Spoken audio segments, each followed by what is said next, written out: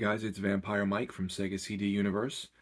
Normally I cover horror movies, science fiction, things that are, I guess, my normal run-of-the-mill stuff that I go to. This is not really my normal run-of-the-mill. Tattoo, a love story. So this cover is pretty kind of bad and ominous, and I wasn't quite sure what this was. So I'm going through the thrift store, fingering through the DVDs and the Blu-rays just to see if I find something good to watch, good to sell, whatever. Come across this and I look it up, and it's got great reviews on IMDb.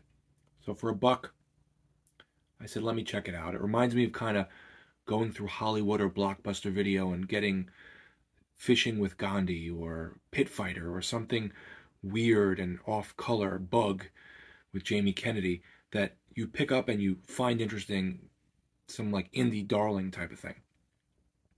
And it is. So this movie is a 2002 romantic, I guess, comedy. I had never heard of it before, and it's an independent film, as I said.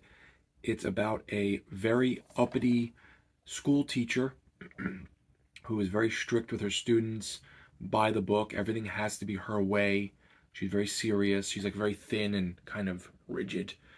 And she treats everything in life like that. Everything is planned out and rigid and by the book. And her boyfriend start to have issues because he's not really being himself. I think they said they've been together for about 8 years. She's attractive. She's extremely thin, a little too thin for me, but she's attractive. And the boyfriend is starting to kind of question what's going on because she's so in control of this relationship that it's sucking all the fun out of it. She, in the meantime, meets one of the students' father's friends for show and tell, who's a tattoo artist. That's this chubby Italian-looking guy with the beard on the back. And the main actress is Mignanelli, and the Italian guy is Virgil Mignanelli. I want to say Mignanelli, but it's not. It's Mignanelli. So anyway, Virgil is also his name in the movie, and they meet each other, and she is completely pissed off by him coming to show and tell, him showing off his tattoos, you know, talking to the kids about drawing on themselves with markers or whatever, and she's like livid.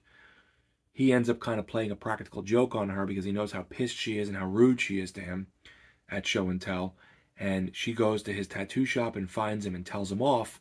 In the meantime, she's going through this stuff with her boyfriend, and she starts to lean on Virgil. And they start hitting it off, and she starts recognizing that throughout her whole life, she's been rigid and tough and, you know, calculated. But it's good to sometimes let go and just, you know, get a tattoo because you want one. Not necessarily that it means anything, or get a piercing, or go to a new restaurant, or whatever the case may be. And she starts to open up and change and become a much more likable, fun character throughout the film. I don't want to say too much else, but that's the gist of the story. It's her kind of meeting this polar opposite who then changes who she is, and they start to hit it off. It's a cute story. I think if you like independent romantic comedies, you can do far worse. This is total encapsulation of, like, again, walking into a Blockbuster or Hollywood Video and grabbing something off the indie shelf and finding something pretty fun. Another fun one that I've been meaning to find, but I can't find it anywhere for under like $5-6, and I don't want to spend that on a DVD. Chooch. Has anyone seen Chooch? Probably not. It's about an Italian guy from like Queens who goes down to Mexico. But anyway, it's a fun little movie. If you like independent romantic comedies, I would definitely recommend Tattoo, a Love Story.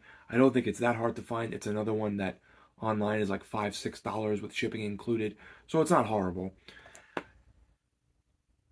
The only thing, my only negative, is I didn't love the ending even though I understood it. I thought that it made sense for the film, but it wasn't the choice or the direction I would have went in. But I also don't make movies.